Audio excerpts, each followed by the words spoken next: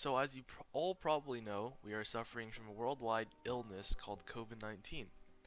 The problem is that now we need to find a way for students to learn without changing the quality of the learning that much. Oh, and we also have to stay 6 feet away from everyone else and stay sanitized, or bad things will happen. Here's a list of all the constraints. The final solution is to keep virtual schooling by adjusting the curriculum a little bit and have an on-site learning classroom to provide students who lack resources to learn at home or need help. Problem 1. Engineering projects.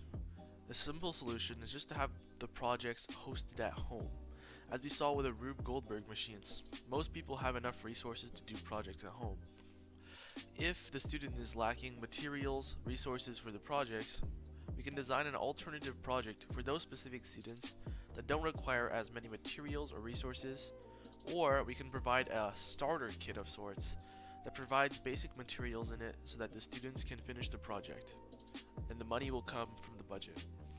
This actually boosts the students' creativity since students will have to think about which materials they will have at home that is good for the project.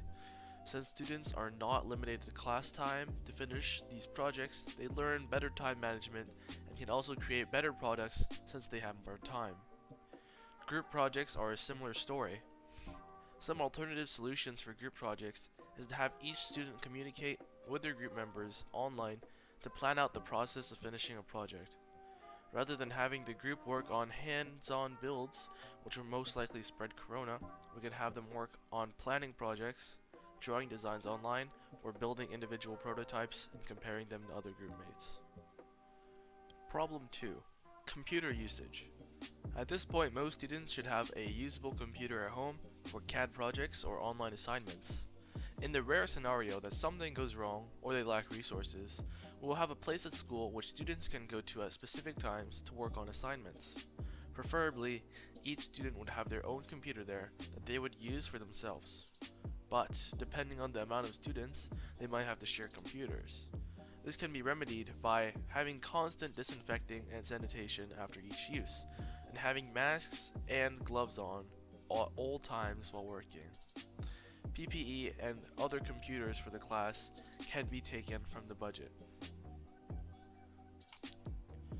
As for the time allocated for the class, we'll have it relatively the same for the current virtual schooling.